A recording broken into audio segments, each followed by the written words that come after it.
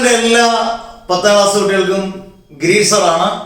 അന്നേരം ഇന്ന് നമ്മൾ ഇലക്ട്രോ മാഗ്നറ്റിക് ഇൻഡക്ഷൻ വൈദ്യുത കാന്തിക പ്രേരണത്തിലെ ഏറ്റവും ഇമ്പോർട്ടൻ്റ് ആയിട്ടുള്ള ടോപ്പിക്ക് ജനറേറ്റർ.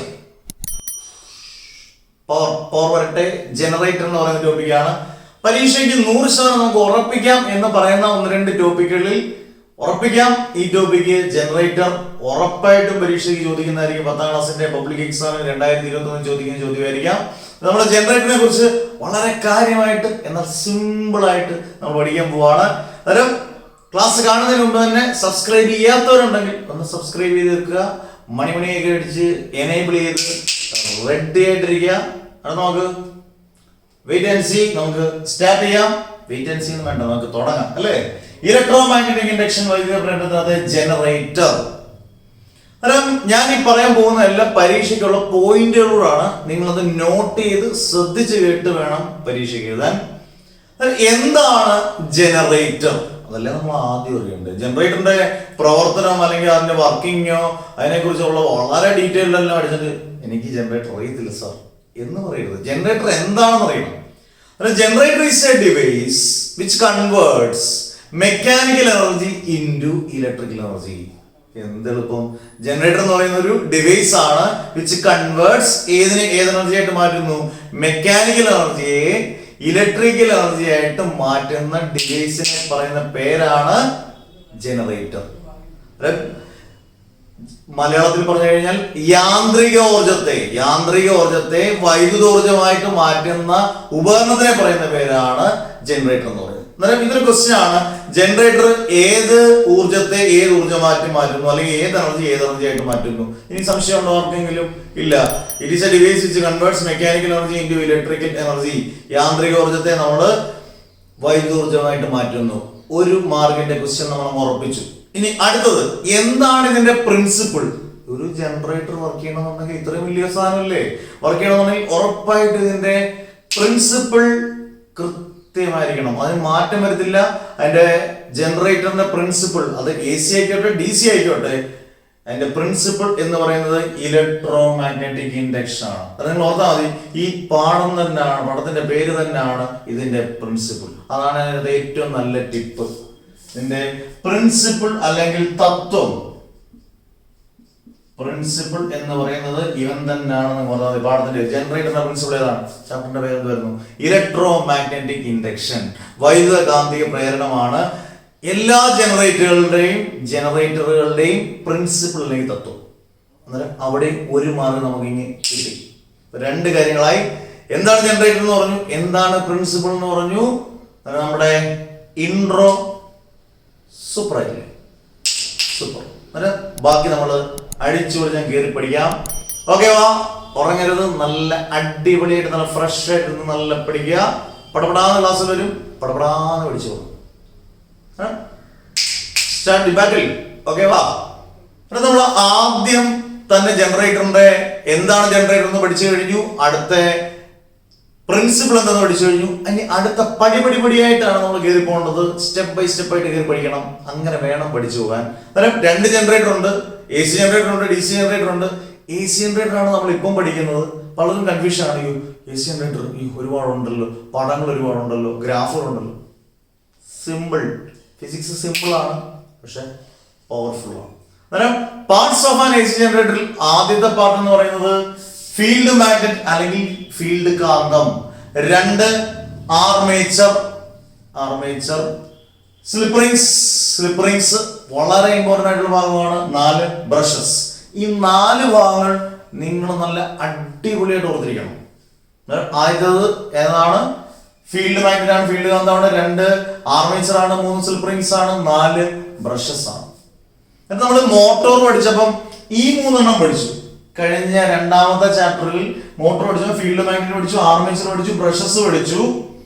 പക്ഷെ നിങ്ങൾ അറിഞ്ഞിരിക്കേണ്ട വ്യത്യാസം, അവിടെ നമ്മൾ സ്പ്ലിറ്റ് റിംഗ് അല്ലെങ്കിൽ സ്പ്ലിറ്റ് റിംഗ് കമ്മ്യൂട്ടേറ്റർ ആണ് പഠിച്ചതെങ്കിൽ നമ്മൾ AC ജനറേറ്റർ പഠിക്കുന്നത് അതിന് വ്യത്യാസമാണ്.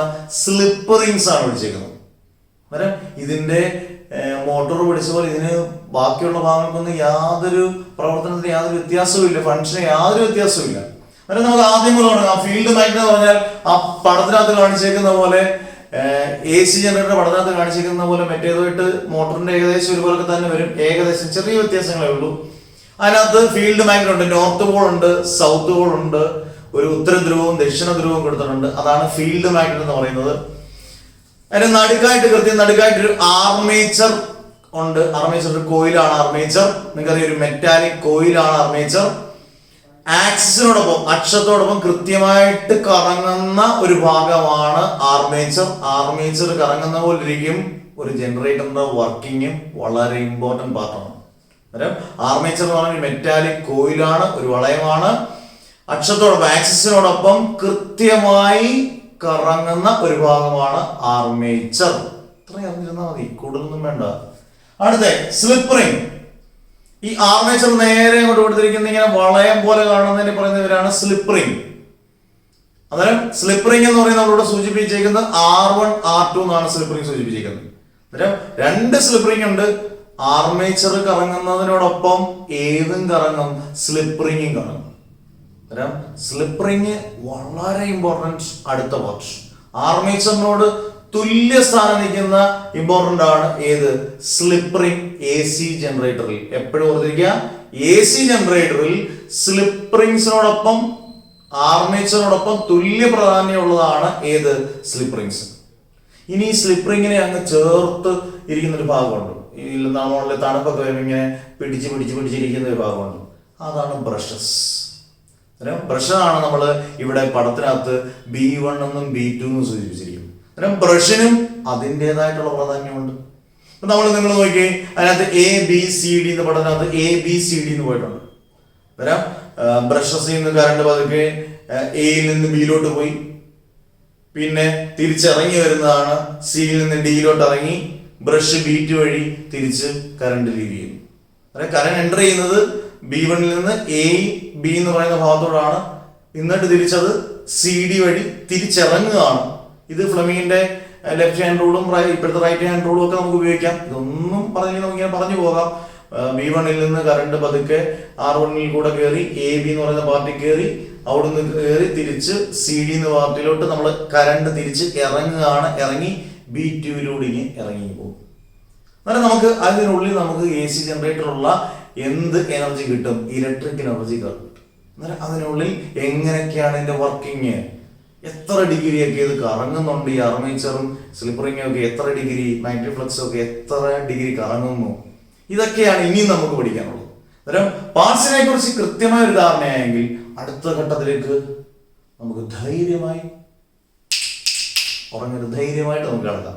അന്നേരം ഉറപ്പായിട്ട് ഇപ്പൊ നമ്മൾ കൃത്യമായിട്ട് പഠിച്ചു കഴിഞ്ഞു എന്താണ് ജനറേറ്റർ എന്നും, എന്താണ് അതിന്റെ പ്രിൻസിപ്പിൾ അല്ലെങ്കിൽ തത്വം എന്നും, എന്താണ് അതിന്റെ ഭാഗങ്ങൾ അല്ലെങ്കിൽ പാർട്സ് എന്നും പഠിച്ചു കഴിഞ്ഞു. ഇനി നമ്മൾ പോകുന്നത് ഏതിലോട്ടാണ്, ഇതിന്റെ കുറച്ചുകൂടെ ഡീറ്റെയിൽഡ് ആയിട്ടുള്ള വർക്കിംഗ്. അതിനകത്ത് ഗ്രാഫുകൾ വരുന്നുണ്ട്. ക്വസ്റ്റ്യൻ ഇഷ്ടം പോലെ ചോദിക്കാൻ സാധ്യതയുള്ള ഭാഗമാണ്. അതുകൊണ്ട് എല്ലാവരും ചേർത്ത് നമുക്ക് AC ജനറേറ്റർ ഒരു ഐസ്ക്രീം പോലെ ഇങ്ങനെ കോരിങ്ങനെ എടുക്കുക. ഓക്കെ വാ അടുത്തേക്ക് പോകും. അടുത്തത് AC ജനറേറ്ററിന്റെ നമ്മൾ പ്രധാനപ്പെട്ട പാർട്സ് കഴിഞ്ഞു. ഏകദേശം അതിന്റെ വർക്കിങ്ങിനെ കുറിച്ച് പറഞ്ഞു. വർക്കിംഗ് ഗ്രാഫും അതിന്റെ കോളവും വെച്ച് കൃത്യമായിട്ട് പറയും. ഏറ്റവും എളുപ്പത്തിൽ നമുക്കത് പഠിക്കാം. ഒരു ഗ്രാഫ് ഈ കോളം പഠിക്കുന്നതിന് മുമ്പേ നമ്മൾ ഈ ആർമേച്ചർ എത്രയൊക്കെ ആംഗിളിലാണ്, എത്രയൊക്കെ കോണുകളിലാണ് ഇത് റൊട്ടേറ്റ് ചെയ്യുന്നത് അല്ലെങ്കിൽ തിരിക്കുന്നതെന്ന് കൃത്യമായിട്ട് അറിഞ്ഞിരിക്കണം. നിങ്ങൾ ഇതിപ്പോ മാർക്കറാണ്, ഇതൊരു ആർമേച്ചറായിട്ട് നിങ്ങൾ സങ്കല്പിക്കുക. ഇത് 0 ഡിഗ്രിയാണ്. എത്ര ഡിഗ്രിയാണ്? 0 ഡിഗ്രി. അന്നേരം ഒരെണ്ണം 0 ഡിഗ്രി, ഞാൻ നാണ്ടിത് ഇത്രയാക്കി 90 ഡിഗ്രി 90 ഡിഗ്രി ആയി, 180 ഡിഗ്രി 180 ഡിഗ്രി ആയി, 270 ഡിഗ്രി 360 ഡിഗ്രി. അന്നേരം എത്ര ആംഗിൾ ഉണ്ട്? 0, 90, 180, 270, 360. അന്നേരം ആദ്യം നമ്മൾ ഈ ആർമേച്ചർ റൊട്ടേറ്റ് ചെയ്യുന്ന ഏതൊക്കെ ആംഗിൾ ആണെന്ന് വ്യക്തമായിട്ട് മനസ്സിലാക്കിയിരിക്കുക. എത്ര ഡിഗ്രിയൊക്കെയാണ്? 0 ഡിഗ്രി ഉണ്ട്, 90 ഡിഗ്രി ഉണ്ട്, 180 ഡിഗ്രി ഉണ്ട്, 270 ഉണ്ട്, 360 ഡിഗ്രി ഉണ്ട്. ഇനി നമ്മൾ അറിഞ്ഞിരിക്കേണ്ടത് ഓരോ ഡിഗ്രിയിലും തിരിക്കുമ്പോൾ അവിടെ ഉണ്ടാകുന്ന ഫ്ലക്സിന്റെ ചേഞ്ച്, EMF എല്ലാം എങ്ങനെയാണ്, അത് വെച്ച് എങ്ങനെയാണ് നമ്മൾ ഗ്രാഫ് വരയ്ക്കുന്നത്, അത് കൃത്യമായിട്ട് മനസ്സിലാക്കിയിരിക്കുക. ഒന്ന് നോക്കിയേ, ഇവിടെ എക്സ് ആക്സിസ് ഒരു ഗ്രാഫ് വരയ്ക്കുമ്പോൾ രണ്ട് ആക്സിസ് ഉണ്ട്, ഒന്ന് രണ്ടക്ഷം ഉണ്ട്, ഒന്ന് ഡിഗ്രി മെഷർ എക്സ് ആക്സിൽ കൊടുത്തു, EMF അല്ലെങ്കിൽ പ്രേരിത EMF അല്ല, EMF ആണ് വൈ ആക്സിൽ കൊടുത്തിട്ടുണ്ട്. ഇത് ഗ്രാഫിന്റെ ഷേപ്പാണ് അല്ലേ. എന്നിട്ട് നമ്മൾ ആദ്യം ശ്രദ്ധിക്കേണ്ടത് ടി എന്ന് പറഞ്ഞാൽ എത്ര ഡിഗ്രിയാണ്, ടൈം പീരീഡ് ഒക്കെ എന്താണെന്ന് ഞാൻ പറയാം. 360 ഡിഗ്രിയാണ് ടി. എന്നിട്ട് നിങ്ങൾ ഉറപ്പിക്കുക ഇവിടെ ടി എന്ന് പറഞ്ഞാൽ 360 ഡിഗ്രിയാണ്. അങ്ങനെയാണെങ്കിൽ 90 ഡിഗ്രി എന്ന് പറഞ്ഞു കഴിഞ്ഞാൽ T/4 ആണ്. കാരണം 360 ഡിവൈഡ് ബൈ 4 എന്ന് പറയുന്നതാണ് 90 ഡിഗ്രി. നിങ്ങൾ ഡിവൈഡ് ചെയ്യുമ്പോൾ കൃത്യമായിട്ട് കിട്ടും അല്ലേ. അന്നേരം 90ന്റെ അവിടെ നമുക്ക് T/4 എന്ന് കൊടുക്കാം. 180യുടെ അവിടെ T/2 എന്ന് കൊടുക്കാനുള്ള കാരണം 360 ഡിവൈഡ് ബൈ 2 എന്ന് പറയുന്നതാണ് 180. അതുപോലെ 270 എന്ന് പറഞ്ഞു കഴിഞ്ഞാൽ 3/4 ഇൻറ്റു 360. ടിക്ക് വരെ നിങ്ങൾ 360 എന്ന് കൊടുക്കുക. അന്നേരം അവിടെയും നമുക്ക് 90 ഇൻറ്റു 3 270 എന്ന് കൊടുക്കും. അന്നേരം കൃത്യമായിട്ടും ആ ടി ടൈം പീരീഡിന്റെ അടിസ്ഥാനത്തിലാണ് നമ്മൾ ആംഗിൾ പറഞ്ഞിരിക്കുന്നത്. 0 T/4 എന്ന് പറഞ്ഞാൽ 90 ഡിഗ്രി, 180, 270, 360. ഇനി നമുക്ക് ഈ ഗ്രാഫിൽ നിന്ന് എന്തൊക്കെ മനസ്സിലാക്കുന്നു എന്ന് സിമ്പിൾ ആയിട്ട് നോക്കാം. 0 വരുമ്പോൾ EMF 0 തന്നെയാണ്, അതിനകത്ത് വ്യത്യാസമില്ല, ഇവിടെ തന്നെയാണ് 0. എന്നാൽ 90 ഡിഗ്രി അല്ലെങ്കിൽ T/4 വന്നപ്പോൾ മാക്സിമം EMF നമുക്ക് കിട്ടി. മാക്സിമം EMF ഏറ്റവും കൂടുതൽ EMF കിട്ടിയത് T/4 ആണ്. എന്നാൽ 180 വന്നപ്പോൾ വീണ്ടും ഈ ലൈന് വരിക എന്ന് പറഞ്ഞാൽ വീണ്ടും EMF 0 ആയി.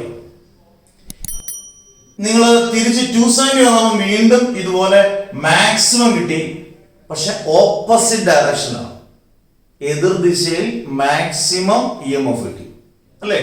ഏറ്റവും കൂടുതൽ EMF എതിർ ദിശയിൽ കിട്ടി. വീണ്ടും 360 വന്നപ്പോൾ 0 ആയി.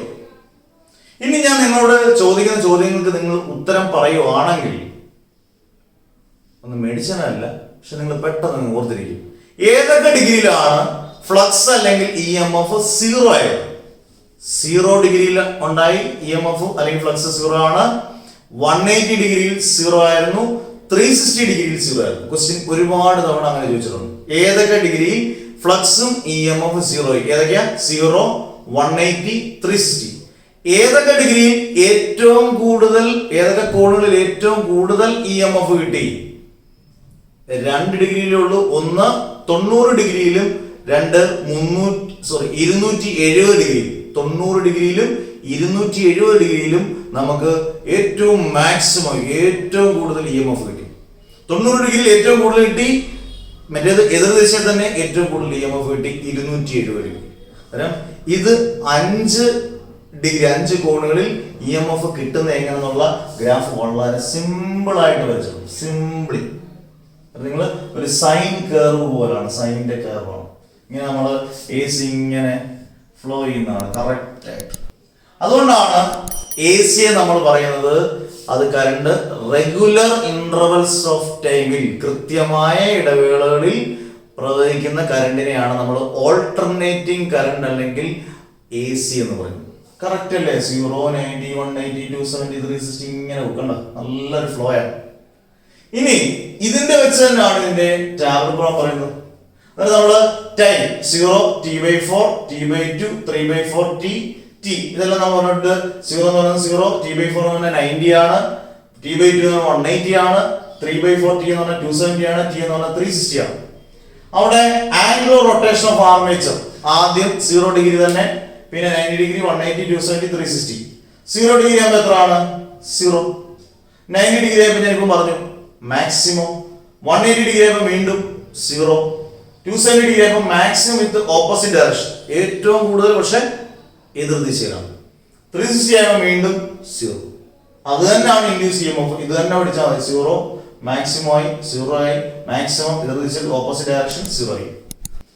എളുപ്പമാർഗം പഠിക്കാൻ എന്താണ് ടിപ്സ് ആൻഡ് ട്രിക്സ്? ഇത് തന്നെ ഉള്ളൂ. മൂന്നിടത്ത് 3 ആംഗിൾ, ആകെ 5 ആംഗിളേ ഉള്ളൂ. 0, 90, 180, 270, 360. അതിനകത്ത് 3 ആംഗിളിൽ EMF അല്ലെങ്കിൽ ഫ്ലക്സ് 0 ആയിരിക്കും. 0 ഡിഗ്രിയിലും 180 ഡിഗ്രിയിലും 360. 2 ആംഗിളിൽ ഇത് മാക്സിമം കിട്ടും, ഏറ്റവും മാക്സിമം കിട്ടും എന്ന് പറയുന്നത് 2 ആംഗിൾ ഏതൊക്കെ ഡിഗ്രിയാണ് മറക്കരുത്. 90 ഡിഗ്രി, 90 ഡിഗ്രിയിലും 270 ഡിഗ്രിയിലും. അന്നേരം ഈ 2 കാര്യങ്ങൾ very very very important. AC generator നമ്മൾ ഇങ്ങനെ അങ്ങ് പഠിച്ചു വരികയാണ്. അത് ആദ്യം എന്താണ് ജനറേറ്റർ പഠിച്ചു, അതിൻ്റെ പ്രിൻസിപ്പിൾ പഠിച്ചു, പാർട്സ് പഠിച്ചു, അതിൻ്റെ ഗ്രാഫ് പഠിച്ചു, അതിൻ്റെ ടാബിൾ കോളം പഠിച്ചു. ഇത്രയും കാര്യങ്ങളേ ഉള്ളൂ. പിന്നെ എന്താണ് ടൈം പീരീഡ്, എത്ര ഫ്രീക്വൻസിയാണ് നമ്മൾ ഉപയോഗിക്കുന്നത്, ഇതൊക്കെ പരീക്ഷയ്ക്ക് ഉപയോഗിക്കും. അതുകൊണ്ട് നമുക്ക് പഠിച്ചിട്ട് വരാം. ഉറങ്ങരുത്, അടിപൊളിയായി പഠിക്കണം കേട്ടോ. ഇനി പഠിക്കാതിരിക്കരുത്, അതാണ് മാർക്ക് കുറയും. ഈസി ആയിട്ട് പഠിക്കാം. ഓക്കെ വാ. അടുത്തത് നമ്മൾ AC ജനറേറ്ററുമായിട്ടുള്ള വളരെ വളരെ വളരെ വളരെ ഇമ്പോർട്ടൻ്റ് ആയിട്ടുള്ള 2 കാര്യങ്ങൾ പഠിക്കണം. ഈ 2 കാര്യങ്ങൾ പരീക്ഷയ്ക്ക് ചോദിച്ചിട്ടുള്ളതാണ്, റിപ്പീറ്റ് ചെയ്ത് ചോദിച്ചിട്ടുള്ളതാണ്, ആവർത്തിച്ച് ചോദിച്ചിട്ടുള്ള 2 ചോദ്യങ്ങൾ. ഒന്ന്, പീരീഡ് എന്താണ്? പീരീഡ് ക്യാപിറ്റൽ T എന്ന് നമുക്ക് പറയാം. ഞാൻ അതിന്റെ ഡെഫിനിഷൻ ഒന്ന് വായിക്കാം. The time taken by the armature coil for the full rotation is called period. ഒരു ആർമേച്ചർ കോയിൽ ഫുൾ റൊട്ടേഷൻ എന്ന് പറഞ്ഞാൽ 0-ൽ നിന്ന് തുടങ്ങി 360 ഡിഗ്രി വരെ ആ ആർമേച്ചർ കോയിൽ റൊട്ടേറ്റ് ചെയ്യാൻ എടുക്കുന്ന സമയത്തെ പറയുന്ന പേരാണ് പീരീഡ്. മനസ്സിലായോ? ഒരു 360 ഡിഗ്രി പൂർണ്ണ ഭ്രമണം അതിനെടുക്കുന്ന സമയത്തിനെ പറയുന്ന പേരാണ് പീരീഡ് എന്ന് പറയുന്നത്. അത് T എന്ന് പറഞ്ഞാൽ എത്ര ഡിഗ്രി നമ്മൾ നന്നായിട്ട് പഠിച്ചാണ്, 360 ഡിഗ്രിയാണ് T. അങ്ങനെയാണെങ്കിൽ അർദ്ധഭ്രമണം അല്ലെങ്കിൽ പകുതി, time taken for half rotation, പകുതി ഭ്രമണം, പകുതി സമയം റൊട്ടേഷന്റെ ഹാഫ് റൊട്ടേഷൻ വേണ്ടി എടുക്കുന്ന സമയം എന്ന് പറയുന്നത് 360/2 എന്ന് പറഞ്ഞാൽ 180 ഡിഗ്രി ആയിരിക്കും. എന്താണ് ടൈം പീരീഡ് എന്ന് കൃത്യമായിട്ട് ഇരിക്കുക. ഒരു ഫുൾ റൊട്ടേഷന് ആർമേച്ചർ കോയിൽ ഫുൾ റൊട്ടേഷൻ എടുക്കുന്ന സമയത്തിനെ പറയുന്ന പേരാണ് പീരീഡ്. എത്ര ഡിഗ്രിയാണ്? 360 ഡിഗ്രി. പകുതി ആകുമ്പോൾ എത്ര ആയിരിക്കും? ഹാഫ് റൊട്ടേഷൻ ആണെങ്കിൽ 180 ഡിഗ്രി. സിമ്പിൾ. ഇനി പരീക്ഷയ്ക്ക് ഇത് മാത്രം ഒരു 1 മാർക്ക് ക്വസ്റ്റ്യൻ വെച്ചിട്ടുണ്ട്. നമ്മുടെ രാജ്യത്തെ AC ജനറേറ്റ് ചെയ്യുന്നതിന്റെ ഫ്രീക്വൻസി അല്ലെങ്കിൽ ആവൃത്തി എത്രയാണ്? ആവൃത്തി എത്രയാണെന്ന് ചോദിച്ചാൽ ഫ്രീക്വൻസി എത്രയാണെന്ന് വെച്ചാൽ 50 ഹെർട്സ് ആണ്. ഇത് മാത്രം കൊടുത്തതാണ് 50 ഹെർട്സ്. ഫ്രീക്വൻസിയുടെ യൂണിറ്റ് ആണ് അല്ലെങ്കിൽ ആവൃത്തിയുടെ യൂണിറ്റ് ആണ് ഹെർട്സ് എന്ന് പറയുന്നത്. നമ്മുടെ രാജ്യത്ത് AC ജനറേറ്റ് ചെയ്യുന്നതിന്റെ ആവൃത്തി അല്ലെങ്കിൽ ഫ്രീക്വൻസി എന്ന് പറയുന്നത് എത്ര ഹെർട്സ് ആണ്? 50 ഹെർട്സ്. ഇത്രയും കാര്യങ്ങൾ നിങ്ങൾ എന്തിനു പഠിക്കുക? AC ജനറേറ്റർ പഠിക്കുക. DC ജനറേറ്റർ ആകുമ്പോൾ ഒറ്റ വ്യത്യാസമേ ഉള്ളൂ. ഈ സ്ലിപ്പ് റിങ്സ് എന്ന് പറയുന്ന ഈ ഭാഗം മാറ്റി സ്പ്ലിറ്റ് റിംഗ് ആക്കുക. നമ്മുടെ ഏകദേശം മോട്ടോറിന്റെ ഒക്കെ അതേപോലെ തന്നെ വർക്കിംഗ് ആണ് DC ജനറേറ്റർ. അന്നേരം ഇന്ന് നമ്മൾ വളരെ കാര്യമായിട്ട് AC ജനറേറ്റർ പഠിച്ചു. ഇനി നമ്മൾ പഠിക്കാൻ പോകുന്നത് അടുത്ത ദിവസം ട്രാൻസ്ഫോമറിനെ കുറിച്ച് അരച്ച് കലക്കി അങ്ങ് പഠിക്കും. അതിനകത്ത് എന്തൊക്കെ കാര്യങ്ങൾ മാർക്കിന് വേണം. ഇപ്പൊ ഇതിനകത്ത് നമുക്ക് മാർക്കിന് വേണ്ട എല്ലാ കാര്യങ്ങളും ഇങ്ങനെ അടിപൊളിയായിട്ടാണ് പറഞ്ഞിരിക്കുന്നത്. അതുപോലെ തന്നെ നമ്മൾ അടുത്ത ചാപ്റ്ററായ അടുത്ത ടോപ്പിക് ട്രാൻസ്ഫോമർ കുറേ കാര്യങ്ങളുണ്ട്, പ്രോബ്ലംസ് ഉണ്ട്, അതിന്റെ ന്യൂമറിക്കൽസ്, അതിന്റെ കാര്യങ്ങൾ, അതിന്റെ ഇക്വേഷൻസ്, അതിന്റെ പ്രിൻസിപ്പിൾ തത്വം, അതെങ്ങനെയാണ് വർക്ക് ചെയ്യുന്നത്, സ്റ്റെപ്പ് അപ്പ് സ്റ്റെപ്പ് ഡൗൺ, ഇങ്ങനെയുള്ള എല്ലാ കാര്യങ്ങളും നമുക്ക് പഠിക്കണം. കാരണം ഇതിൽ നിന്നൊക്കെ 100% ഉറപ്പായിട്ട് നമുക്ക് പടപടാന്ന് മാർക്ക് കിട്ടുന്നതാണ്. നമുക്കത് കളയാൻ പാടില്ല. അത് അങ്ങനെ തന്നെ പഠിക്കണം, അങ്ങനെ തന്നെ. അന്നേരം ക്ലാസ് ഇഷ്ടപ്പെട്ടുണ്ടെങ്കിൽ കുട്ടികൾക്ക്, ബാക്കിയുള്ള എല്ലാ കുട്ടികൾക്കും ഷെയർ ചെയ്ത് കൊടുക്കുക. അത് മറക്ക് ചെയ്യരുത്. സബ്സ്ക്രൈബ് ചെയ്യാനുള്ളത് സബ്സ്ക്രൈബ് ചെയ്തേക്കുക. 10ാം ക്ലാസ് നല്ല റെഡി ആയിട്ടിരിക്കുക. നിങ്ങളുടെ ഓരോ കമന്റ്സും എന്നെ സംബന്ധിച്ചിടത്തോളം വളരെ വിലപ്പെട്ടതാണ്. +1 +2 ക്ലാസ് ചെയ്യുന്നതിനിടെ 10ാം ക്ലാസ് കമന്റ്സ് വളരെ വളരെ വിലപ്പെട്ടതാണ്. നിങ്ങൾക്ക് ഉറപ്പായിട്ടും ലാസ്റ്റ് വരെ, ഞാൻ പറഞ്ഞു ലാസ്റ്റ് വരെ ചാപ്റ്റർ എല്ലാം തീർത്തിട്ട് നമുക്ക് 1-2 വട്ടം റിപ്പീറ്റ് ചെയ്ത് ക്വസ്റ്റ്യൻ പേപ്പർ ചെയ്ത് അടിപൊളിയായിട്ട് നമുക്ക് പരീക്ഷയിലേക്ക് പോകാം. ഓക്കെ, നിർത്തുന്നു. ബൈ ബൈ, സി യു, ടിങ് ടിങ്. ഓക്കെ വാ.